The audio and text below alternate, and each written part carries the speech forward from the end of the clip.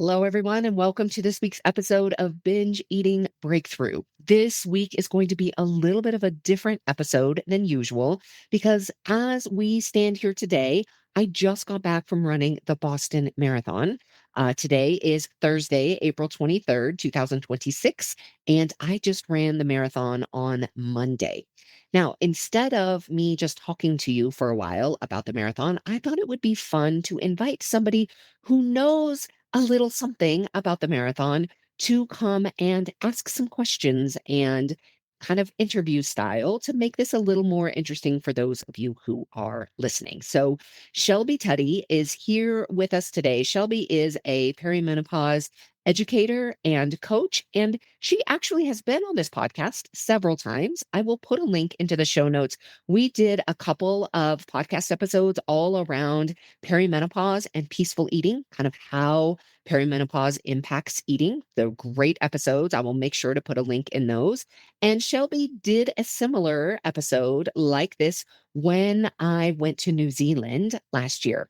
So I thought it would be fun to bring her back so we could have this conversation about the Boston Marathon. Welcome to Binge Eating Breakthrough, the podcast to help you stop feeling out of control around food and build trust with your body. If you've tried everything but still feel stuck, you're not alone. I've been there too. I'm Jane Pilger, and I'm here to help you see binge eating in a new way so you can finally break free. Each week, you'll get the tools and insights to create peace with food and your body. Your breakthrough starts now. Without further ado, Shelby, welcome back to the podcast. Thank you, Jane, and thank you to everybody who's listening today. I'm really excited about our conversation. Yeah, me too. So I'm just going to turn it over to you. Whatever. Good. Yeah, Good. It's all you. Okay. Yes. So for those who don't know me, I grew up in Massachusetts. I spent 36 years living in Massachusetts, and the town that I grew up in was very close to the start of the Boston Marathon, which is in Hopkinton, Massachusetts. So the interesting thing about the Boston Marathon is that these runners are not running all through Boston. They're actually running through 8 different towns, starting in the town of Hopkinton, which is about 26.2 miles away from Boston.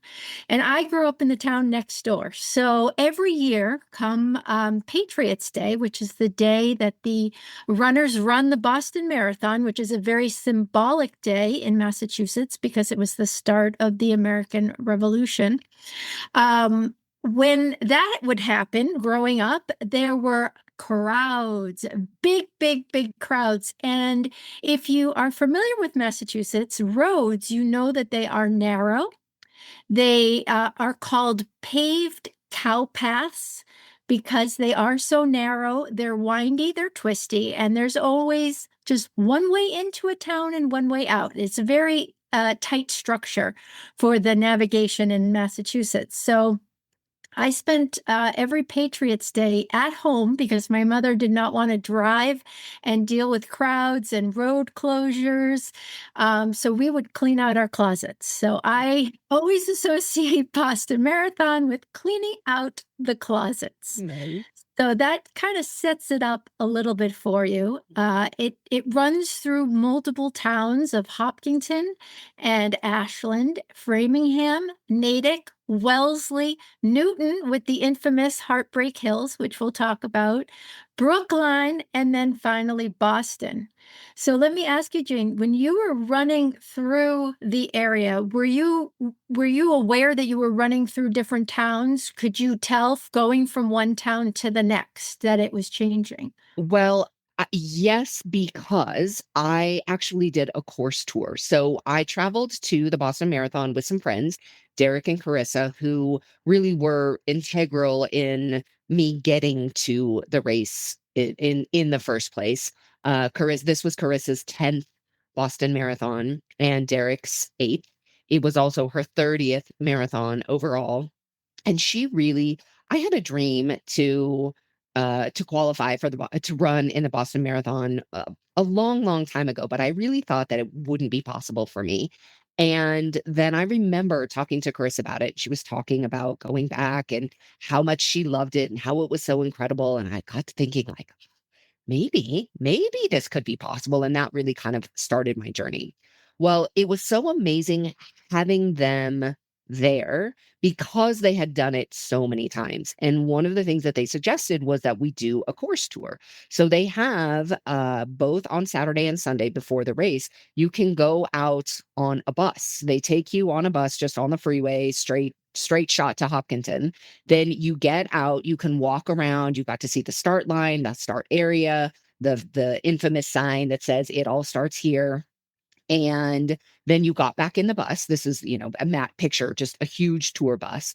Got back in the bus and we literally drove the 26.2 miles back to Boston. And the thing that was so amazing about it was that we had the best seats in the house.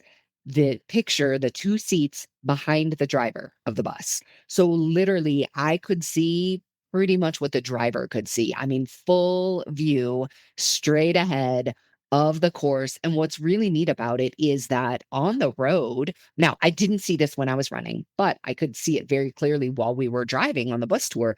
On the road, all along the road, at every kilometer and every mile there is painted on the road. There's a unicorn, which is kind of the mascot for the race, and then the number of kilometers or miles that you are on the course. So that was great as we are driving along. It's like, okay, here's 1 mile. Here's, the 5K mark. Here's the 10K mark. Here's the halfway mark. So we got to see that. The other thing that we got to see so clearly on the bus tour were the signs. So at each town, there is a sign over to the left that says entering whatever town, Yep. Ashland, Framingham, Natick. And I did not see any of those signs while I was running the race, but I saw them while we were driving, doing the bus tour. And Derek and Chris were sitting behind us and they were like, there's, see the sign, here we are. Now we're entering this town. But what they do at the other thing they do at the marathon is when you enter the town, they had big, like big flags, essentially, like very tall, that would show the name of the town. So I didn't see the sign on the side of the road, but I did see the big flag. And you could, after having driven and really seeing it, you could see the difference between the towns, but I don't know that I would have really been able to see, notice, or appreciate that without the bus tour and really being told these things and being able to see them ahead of time without just the crowds of people, whether spectators or runners. Yep.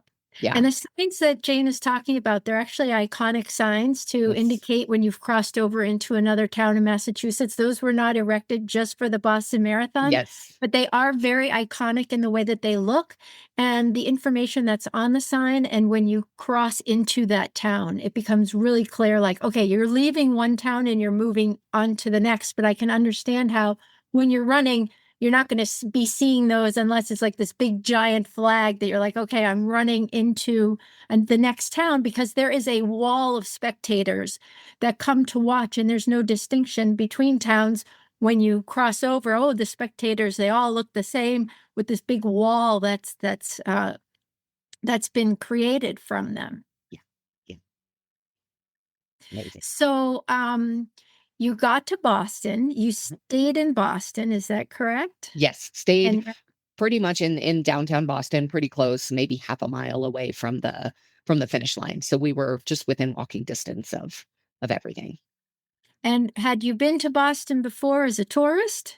Well, yes, although I don't really remember it. So I had attended a wedding in New York 20, probably 25 years ago.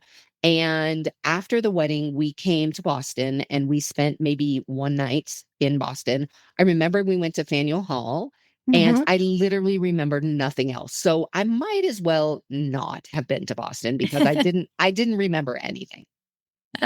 Yeah. So let's talk about why the Boston Marathon is so spectacular. So, as Mm, long as I've known you, which is almost 2 years now, you have had a dream of running the uh, Boston Marathon.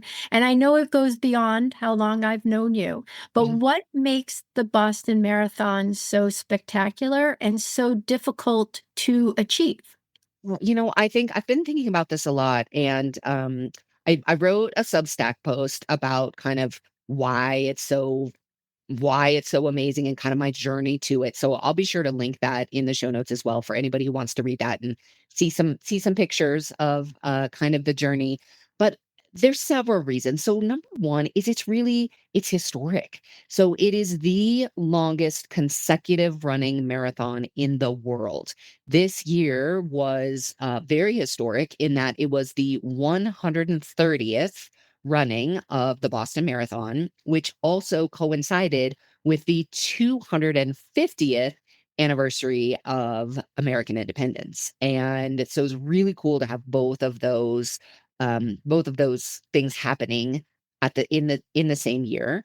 So you have the history of the Boston Marathon, but the other thing that's really unique about the Boston Marathon is 90% of the runners in the Boston Marathon get there by qualifying. And by qualifying, you have to run a specific time, which is very challenging because a lot more runners try to get in than are even able to get into the race. And so, because of that, it's very difficult. It is very challenging. There are some people who would never be able to run the Boston Marathon based on the qualifying standards in terms of the times. For me, it kind of went from a like, I could never do that to maybe I could do that, but that would take a lot of work. And it did. It took a lot of work. It took a lot of other people helping me along the way. The couple I was talking about, Derek and Carissa, Derek actually paced me through two of my four attempts to try to get there. And so everybody who was there has I mean, at any marathon, everybody who is there has their own journey to get there to run 26.2 miles because no matter what, that is no easy feat. But it's like Boston is kind of like next level between the challenge of the qualifying standards and running a time that is fast enough. And also then just the historic nature of it with the 130th running this year. And then, I mean, just the way that the people get behind and support this race and the crowds and the spectators. I mean, it is just unlike anything I've ever experienced before. Mhm. Do they still use a lottery system? So once you qualify, then it goes to a lottery? So the way that they do it for the marathon is you have to run a qualifying time, and a qualifying time is going to be based on your gender and your age on in the year that you would be running the Boston Marathon. So you can go online and you can see what those times are. If you happen to be listening to this and you're like, huh, I wonder what I would have to run in order to qualify for the Boston Marathon, you can go look it up. Well, here's the thing though, not there are more people that run qualifying times than there are spots. So this year there were 32,000 runners. It's generally around 30 to 32, 33,000 runners. That there's a capacity just because of these small narrow roads that you were talking about. So they're essentially what they do is if you have run a qualifying time within a year, you basically then are eligible to register for the race. So you register for the race, and then what they do is they go through and they do a whole slew of calculations to say, okay, we have 32,000 slots. Let's say 38,000 applied. This means 6,000 aren't going to get in.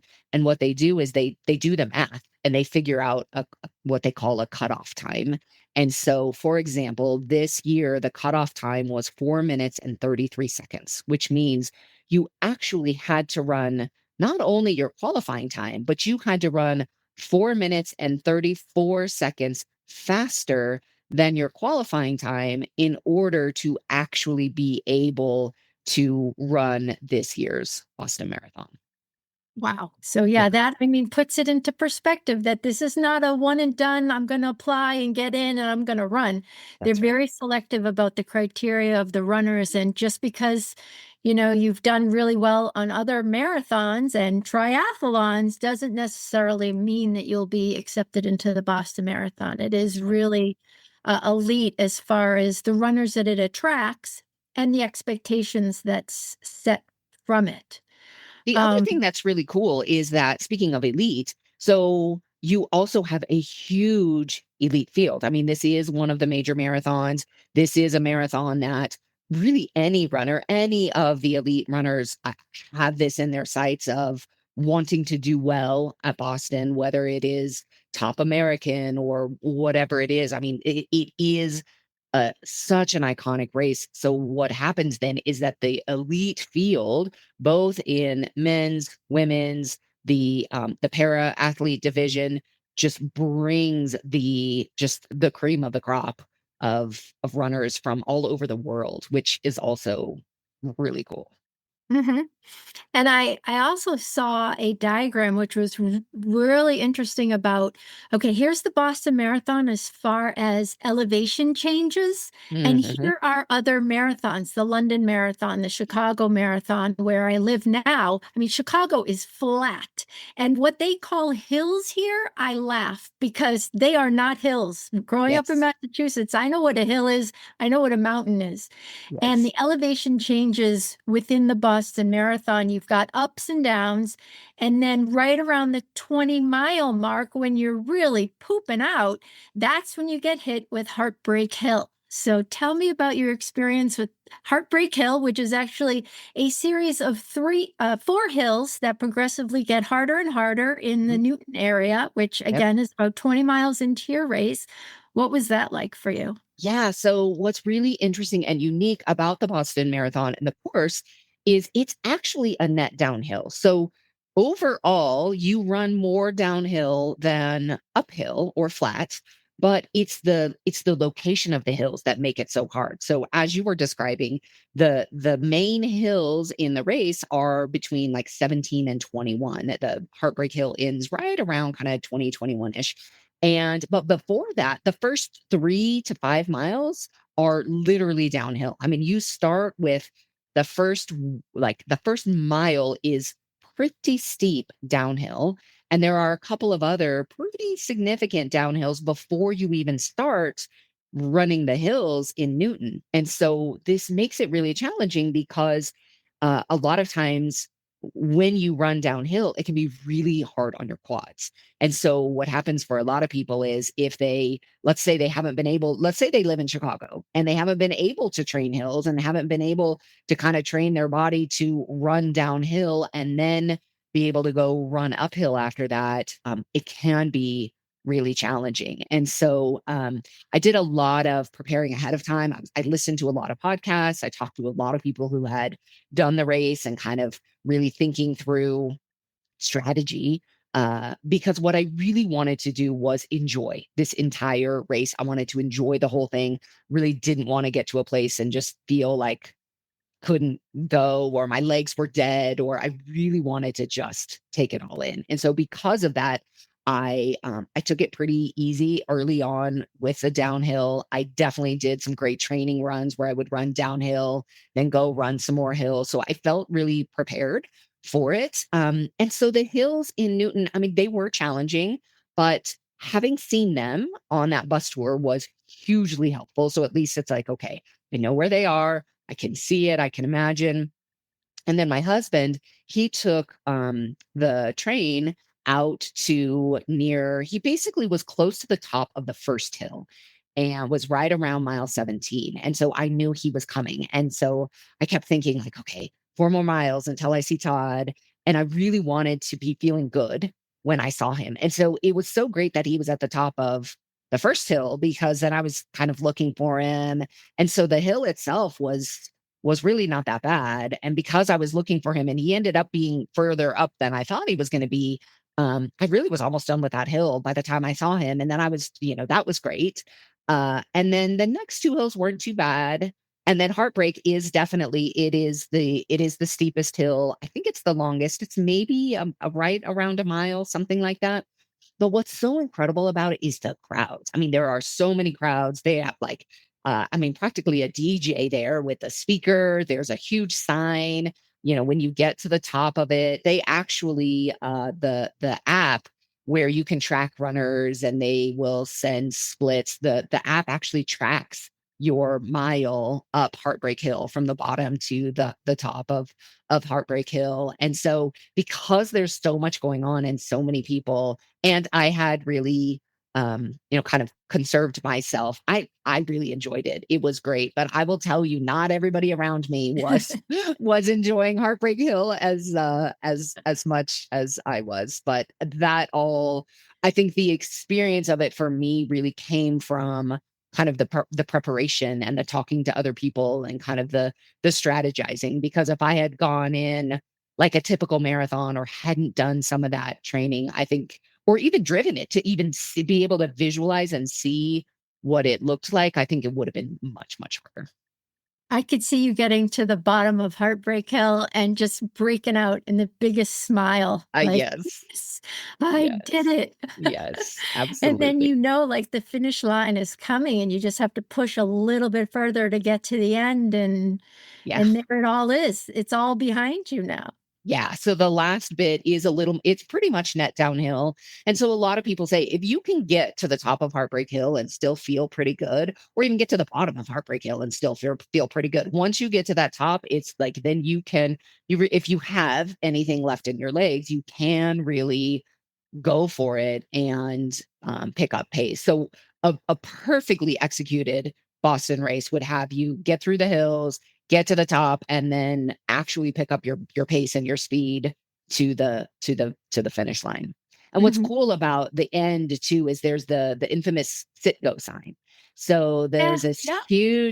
huge sit go sign that is 1 mile. It's very close to Fenway Park, and it is 1 mile from the finish line. And so you can see in the distance, you can start to see it about maybe 1 3/4 miles, something like that. You know, oh, there it is. There's that sit go sign. And then you get closer and it's a huge sign. And then once you get there, you only have 1 more mile to go. Yeah, it's lighted, so you can Yes. see that baby from miles away. Yeah. I'm so proud of you that you did this. I mean, like, it blows my mind what the human body can do and how long you're running and what you're challenging yourself. It's just amazing. Mhm. So I'm going to switch over in a minute about more of the less technical things and more about how you felt about things and what you experienced yourself. But I do want to talk a little bit about what it's like to be a spectator. I lived for a while in Natick, right along Route 135, which all the runners go right in front of the apartment that I was living in at the time. And Patriots Day is a working holiday for most people. The schools are closed because it's school vacation week for the kids. But I took the day off from work and I was very lucky because all I had to do was walk out of my apartment and walk up to the main street and stood with a whole bunch of people and you're just waiting with this anticipation. And where I was, there was a hill first, and then a decline. So we're just waiting and watching the top of the hill. And initially you see the first runner, Mm, and you just get the chills. And it's just like one person with maybe a few people behind them, and they start to come. And those are usually the elite runners from Kenya and Ethiopia, and they come through and then it's quiet again. mm, And then all of a sudden, it's like you hear rumbling in the distance, and you see the first crest of all of the runners come, and they're in a pack. They're pretty close together because, again, this is 30,000 people and in a very narrow, narrow road, and they come over and it's just nonstop. And there are people that are dressed in costume. There are people pushing wheelchairs through mm. the race. Like, I'm tearing up just like talking about it.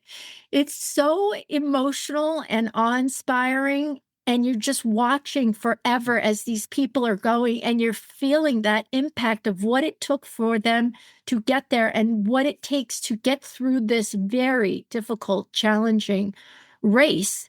The day that I saw it on that particular race was the weather was beautiful.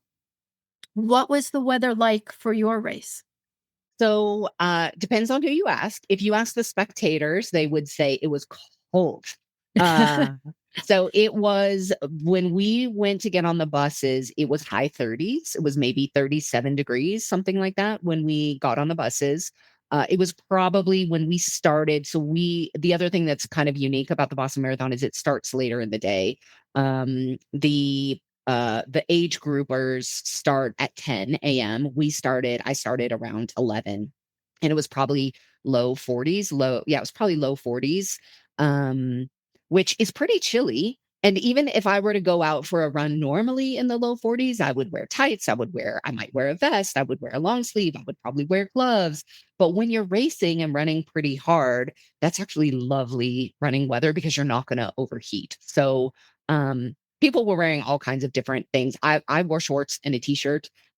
We actually also this year we had a tailwind, which is very unusual. And because this is a point to point race, I mean, if there is wind, which there usually is, it is going to be in one direction for you the entire time. And we actually had a tailwind this year, which is pretty unusual from what I understand. So ideal running weather, but quite chilly for the crowds and the spectators. And it was definitely cold when we were before we started. Mhm. So, as somebody who's tracked the Boston Marathon races over the years, I've seen everything from pouring rain Mhm. to, I mean, I don't know what the highest was, but 60, 70 degrees on some days for these runners. I mean, this adds another level to the challenge of the race already. So, when I checked the weather for the Boston Marathon, I was like, oh, good, this is going to be a good day for people. It really was perfect running weather. And interestingly, it was pretty cold. I mean, it was cold the whole time we were there, but the day before it rained almost all day. The one thing I was really bummed about with the trip is we were going to go to see the Red Sox on Sunday, Uh huh. and the game ended up they delayed it because of the rain. They delayed it to like 4:30 p.m. We were going to go at 1:30. They delayed it to 4:30, and then it didn't work in terms of timing for dinner and getting ready for the race. And it ended up raining that night anyway. So we did not get to go to Fenway Park and see the Red Sox. But we were saying when we were standing around waiting for the bus on Monday morning, we were so glad that the sun was shining and it wasn't windy, it wasn't raining. And so that was very, very fortunate. Yeah, and in Massachusetts, I mean, it could have snowed too. I'm That's sure right. there have been Yes. race days where it has snowed. Yes. Yes. Massachusetts is known for all of their big Yeah. snowstorms. Yeah. Yeah. So let's switch gears, and I just, want to talk to you a little bit about meeting goals and what that feels like to have met this huge goal Mm. that you have had for such a long time. It's so fascinating because this is where I think we have to be so aware of our brains because I watched my brain, right? It's like my goal was to qualify for the Boston Marathon, to qualify and run, not just run a qualifying time, but actually run in the Boston Marathon. So this was my goal for years and years and years, 4 attempts. I finally get there. And what I noticed was leading up to the race, I've been dealing with an injury for several months now. And I knew I was going to be able to run the race. I didn't know how I was going to feel. I didn't know if my injury would, impact me. I didn't know if I was going to have to walk. My training was impacted. It wasn't the ideal training leading up to it, but I knew I could cover the 26 miles.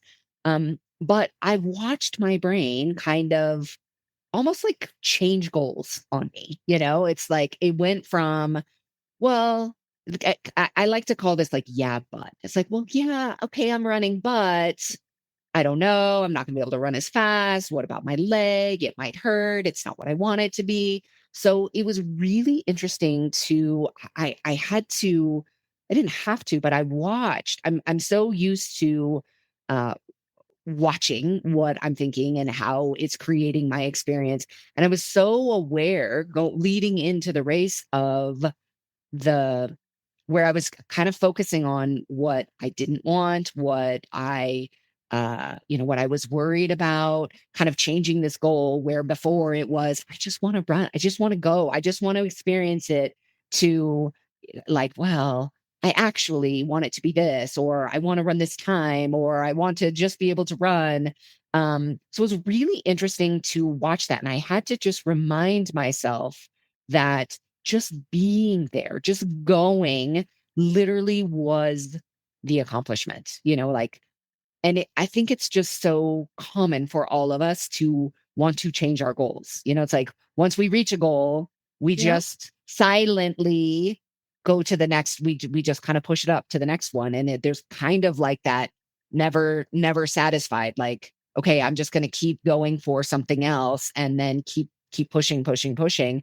And I really had to remind myself, like, no, this is it. Like, this is the goal. You are living it right now, and I was watching myself beforehand, some of the things and the places where my brain was wanting to go, I'm like, this is not going to create the experience that I want in Boston. So I really had to just remind myself of why I was going, what I had accomplished, how proud I was, and then really decide this is what I want to experience while I'm there. I just want to be grateful. I want to have so much fun. I want to soak it all up. I just really want to be in the moment and not focusing on what is my pace, what is my time, what is my whatever, which my brain can tend to want to focus on is more of kind of like the numbers than the actual experience or the feeling. So that was really interesting to watch going in, but I'm so glad that I had that experience because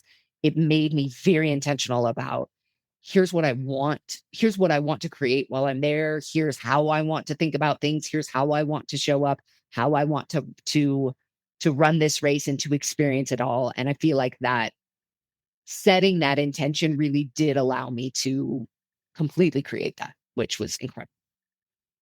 I love that you went through a very human thought process Yeah. and were aware enough to recognize that that was not going to be helpful to you and reframed it back to your original purpose, which was to be there, to experience it, to have fun, because we can get pulled into those. It happened to me today, actually, where I Mhm. got pulled into other goals because I felt pressure. And I'm like, wait a second, that's not what I set out to do. Don't get caught up into the success of it, redefining the success of it because of pressure. And, that just brings up, your skills as a coach and your skills as a friend and mentor, and how those thoughts are going to happen. But Yes. it's what you do with them that really make a difference. And as somebody that I say, you walk the talk, you Yeah. do what you teach. And that is a beautiful example of that as you've gone through this experience. Yeah. Yeah. And I mean, it's just so incredible to be able to fulfill your dream and stick to the goal that you had in mind. And it's not easy. I mean, this is just a one example of how you do that in your life. Yeah. And I do think, I mean, it literally is, it's the practice, it's the awareness of when the thoughts that are running through your head are helping you and are getting you towards where you want to go. And when they're like, oh, if we keep riding this train, this may not exactly take me to the destination that I'm looking for. But then when you can see, oh, here's the train of thoughts that I'm writing, when you can see it and not make yourself wrong, because as you said, we're human. We are all going to have all of the thoughts all of the time. And so it's not the existence of them that's the problem. It's just what do you do when you notice that they're there? Do so many of us either don't even notice and we're just on the train and we don't Yep. even realize until we get off and all of a sudden we're like, well, how did I get here? But the other thing that sometimes we do is we are on that train of thoughts that are going to take us the wrong direction, and then we make ourselves wrong for being on the train. Ugh, here I go again. I can't believe I did that. I know better. I should, I shouldn't be doing this. And then that just comes with its whole other it's like a whole little sidecar train that takes us down the road too. So I think when we can be aware, see where it's happening and make that pivot, make that adjustment, that reframe to then just like, okay, well, now we're going to just get off that train and get on this one. And this one will take me towards where I want to go. I mean, it can be that simple, but we have to be just aware and willing to just know that we're all human and we all have crazy thoughts that come through our heads all the time. Yep. Yeah. So there's a Massachusetts saying, the dumbest person at Harvard is still at Harvard. Yes. And that how that like, okay, you're already there. Like Yes. it doesn't Yes. matter where you fit in, you're there. Yes. Yes. And it's so easy. I mean, it would be so easy to compare to all of the other runners that are there. And I mean, this certainly is something that I've worked with. I've worked through so many times at triathlon is you get somewhere and you start comparing yourself and you're only comparing yourself to the people who you think are better or whatever, than you, and not even noticing all of the other people that are there. And I will say I really didn't do that this time. I was just like so in awe.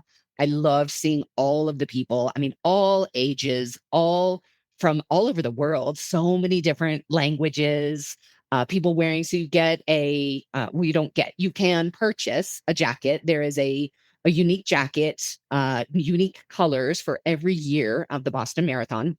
And what was really neat at the expo, they had a big wall and they showed a picture of every year. I don't know what year they started doing the jackets. It's been at least, I know I saw a jacket from 2000. So it's been at least 26 years now, uh, where they had pictures of the jacket and the year. And it was so fun to see people are wearing jackets from previous years. And so you can kind of see who's been there. And then this year's jacket was similar to this shirt, very traditional blue and yellow colors for the traditional for the 130th anniversary. But the jackets have been all different colors over all of the years. And so that was really fun to see too. Just people walking around knowing just like, wow.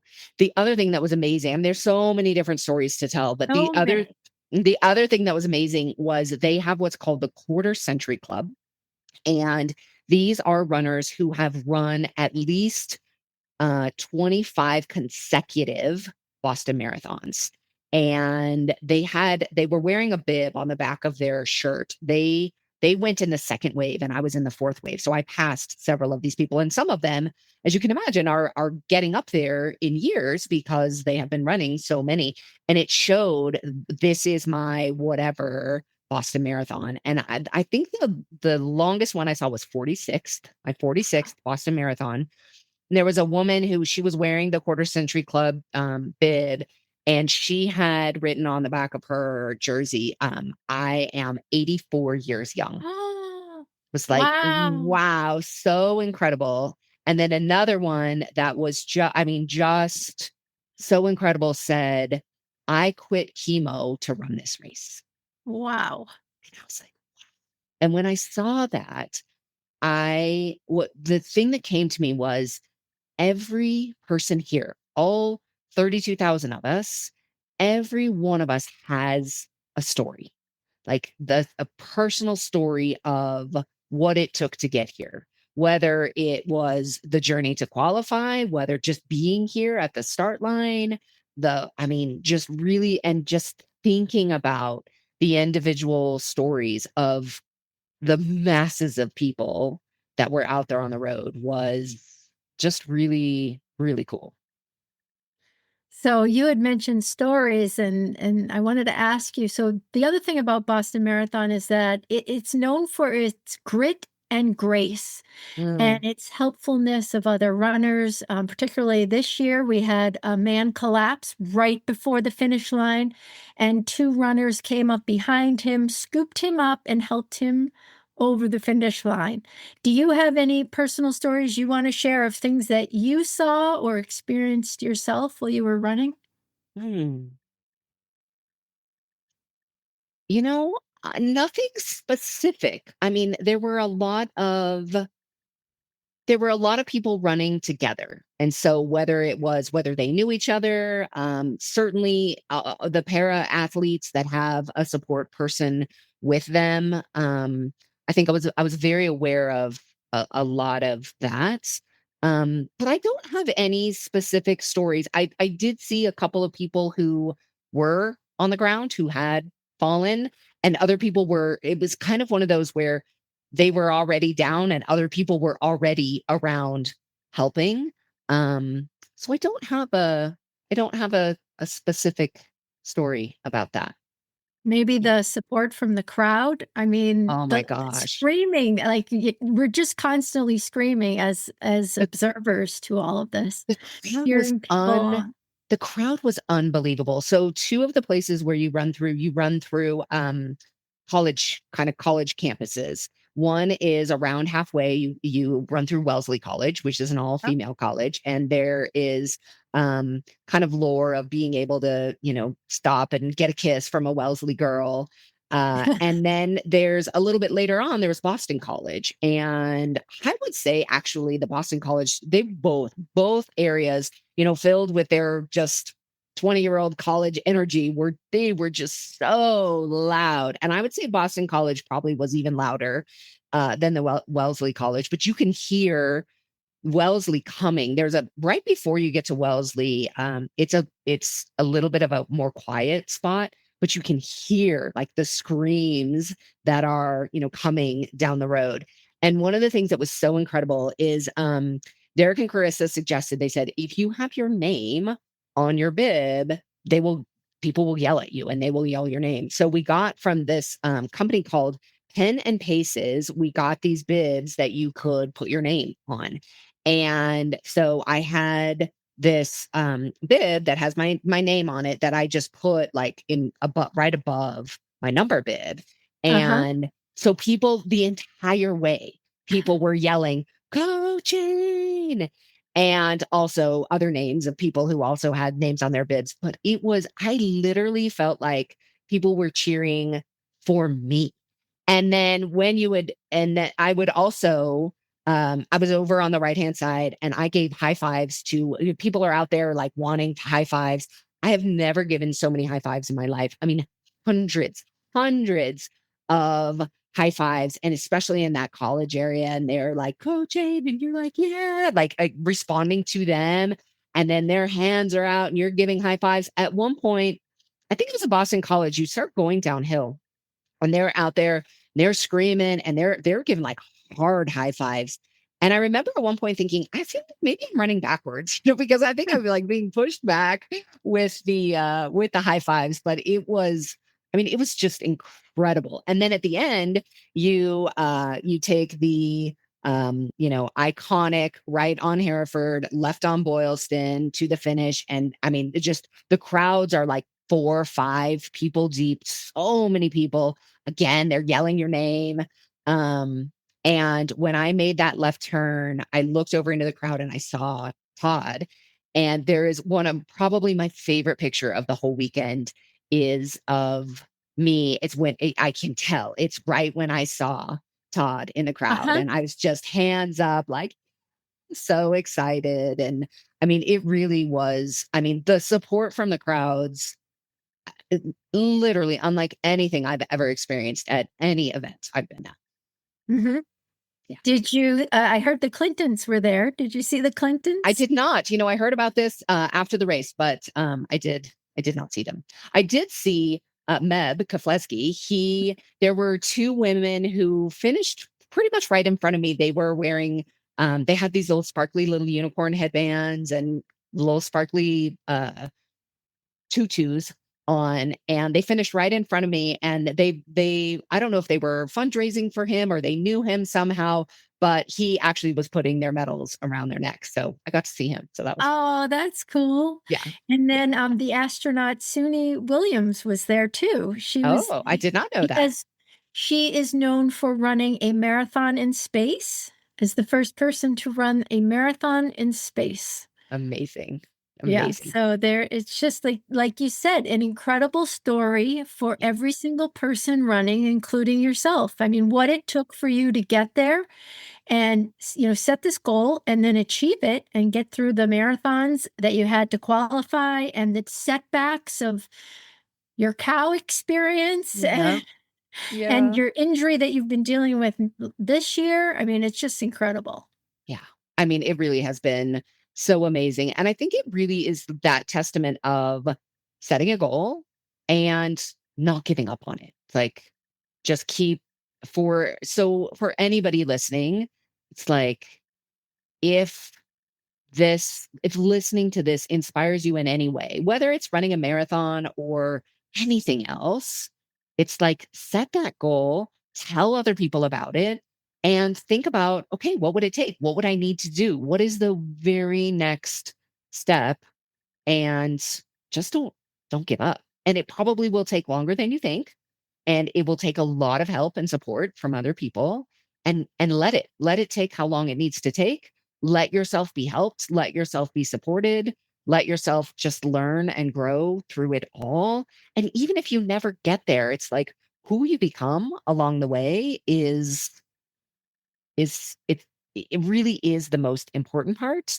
But then if you do get there, then it's like the experience. And I think the experience is only amazing if you allow it to be amazing and you allow yourself to enjoy it and to soak it all up. And I truly think, if I had, let's say I had qualified that when I first tried 8 years ago and gone to the race, I don't think I would have had the same experience, because I would not have had the skills that I do now in terms of that awareness of myself wanting to kind of change the goal or put that new pressure on myself or want something else, and not truly be able to just enjoy it and soak it all up and really just give myself permission to just savor it all. I don't think I would have been able to do that years ago. And so for that, I'm so grateful for the length and the journey and everything else, that it took to get there. That's really beautiful, and that actually answered my last question, which was, Mm, since I've known you, you have fulfilled 2 lifelong goals: running your mhm. triathlon in New Zealand Yep, that's and right. doing the Boston Marathon, and Yeah. I have fulfilled 0 goals. I feel like a slob next to you. So my question was gonna be, I mean, how do you make it happen and keep going when you just feel like like success is not guaranteed? How do you Mm. just take that first step, not thinking about failure, and just getting at it and trying and working as hard as you possibly can? Yeah. Great question. But first, I want to reframe for you where you say you've fulfilled 0 goals. I think about, since I've known you, what you have fulfilled in terms of the work that you're doing, your Substack, your articles, all of the people that you're helping. Like, you may not be out there chasing athletic goals and big events like I am, but there are a lot of things that you're doing in life. So for anybody who is listening to this and feeling like lazy or whatever because you're not out there doing athletic goals, really acknowledge what you are doing and what you have done for yourself, because it's probably more than you actually realize. And even just that is like, oh, okay, yeah, I have. So your goals are just allowed to look totally different than anybody else's. Um, so as far as the question, like, how do you do that? How do you kind of keep going, or knowing that success isn't guaranteed? Um I think it is allowing yourself. I was actually just talking to somebody about this uh on a call. And this is somebody who has really had a lifetime of a really challenging relationship with food. And I said, I want you to just open up to the possibility that it could be different for you. Start to imagine what it would be like, to have the relationship with food that you want. So, whatever your goal is, and I think this is really how mine started, is like, oh, running the Boston Marathon, like starting to imagine what it would be like to actually go to be a part of this. I do think it starts there, like opening up to imagining the possibility, even if it feels like, yeah, that's a very slim chance. Just opening up, starting to picture, starting to imagine is, I think, the very first step. Letting yourself picture it, letting yourself imagine it. If you happen to be a person that has a hard time actually visualizing, it's very common. Just imagine what it would feel like. You can do that. You can kind of step into that. I think that's step number one. Then step number two is what would need to change? What would need to be different in order for me to do that? So let's say with Boston, it was like, well, I'm gonna have to run faster. I mean, really, is it? Okay, how am I going to run faster? The next answer for that was I got to find other people to run with, people who are faster than me to run with. And really, this journey started with that. Was like, okay. So then I reached out to some local people, was like, hey, I have this goal. This is what I'm looking for. I'm looking for people to run with. Here's about my pace. I'm looking for somebody who's a little bit faster.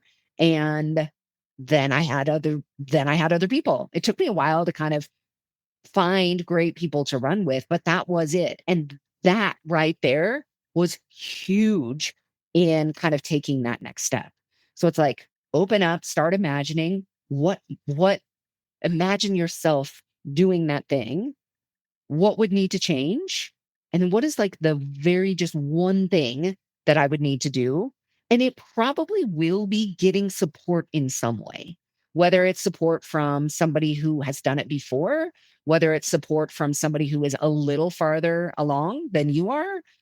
Because the truth is, most of us aren't able to really recognize our potential or what we are capable of without somebody else because we stop ourselves, right? Our brains are like, Yep. no, I can't do that. That's not possible. Or, the like something else that just becomes much more interesting so that we don't push beyond our comfort zone. But when we get with other people, those things that didn't feel possible before, it's like, oh, I actually can do this. Or they tell us a little something that helps us do something that we couldn't do before.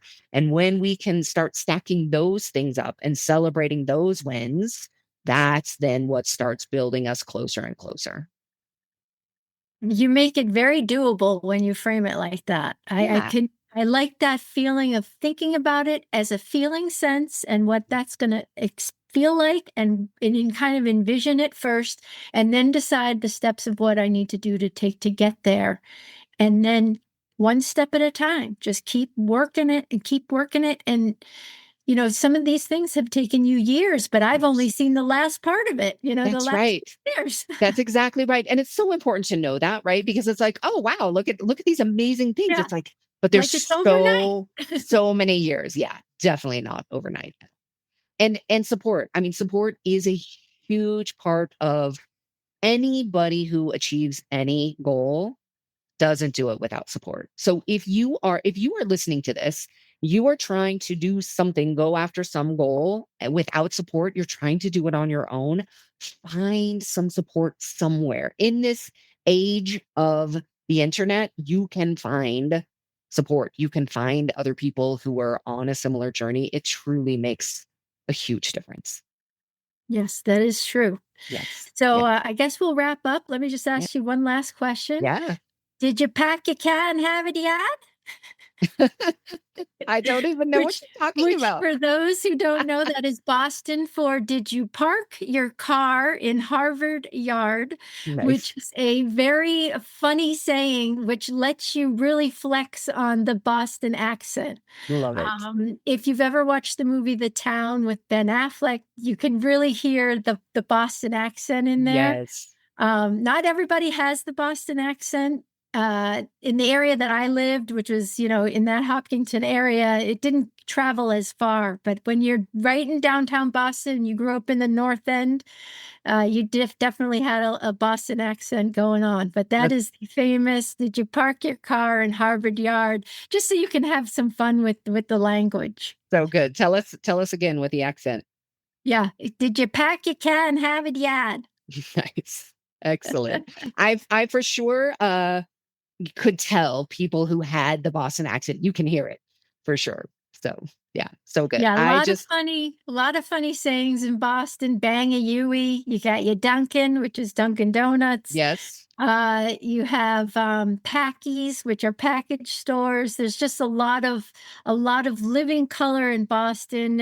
It's its own little unique community. We did remark with the Dunkin' Donuts, there were so many Dunkin' Donuts that we saw that we turned, the traditional slug bug game where if you see a Volkswagen, a VW Bug, you hit somebody on the shoulder. We turned that into Dunkin'. So we would see a Dunkin' and then we would hit somebody in the shoulder. Oh, So that's great. I yeah, love that. That's yeah. wicked awesome. So fun. The people of Boston were just amazing. It was so incredible the way they really just rallied around the event, the racers. I mean, we would walking around before the race, they would ask, "Are you racing?" After the race, they're just, really giving you congratulations. I've never been to a city for an event and had the locals just so open and welcoming and just really happy to have you here and to celebrate your journey to get there. It was truly Hmm. And maybe it won't be a once in a lifetime thing. It'll be a multiple lifetime thing. possibly never say never. I do feel like, oh my gosh, I had such perfect weather that maybe one and done is okay. But it also was such an incredible experience. I would not at all be surprised if I didn't want to go back and experience it again, especially maybe with somebody else on their journey, something like that. I could for sure see that in the future, but not next year. Yeah. Yes. So Well, wonderful. congratulations, Jane. I am thrilled and tickled that you have done this because you've been talking about it since I've known you, and the day has finally come. I was cheering you on from here, and I was just so excited to talk to you today. Thank you so much, Shelby. I really appreciate you doing this, and it's so fun to have your own stories of your history, your perspective, your being at home cleaning your closet, and Yes. also being out there in Natick cheering along. So the spectators for sure create the experience, along with just the uniqueness of Boston and those hills and those roads and everything else. So I couldn't imagine anybody better to have this conversation with. So Thank you. I hope this was helpful for anyone listening, and that you really do decide what goal are you going after. Open up, let yourself really imagine what it will feel like. And then what is the very one thing that needs to be different, one thing that I can do, and is there support that I can get along the way? And just let it take as long as it takes while you just keep taking steps forward. So, all right, that's what I have for you. I'll see you all next week. If you like what you're hearing on the podcast, you will love my new book, The Binge Eating Breakthrough: Why Food Isn't the Problem and What Really Is. Discover why willpower isn't the answer, why restricting certain foods often backfires, and why understanding your brain and body is the key to lasting change. Learn to shift from shame and self-blame to curiosity and compassion. Get it today at janepilger.com/book.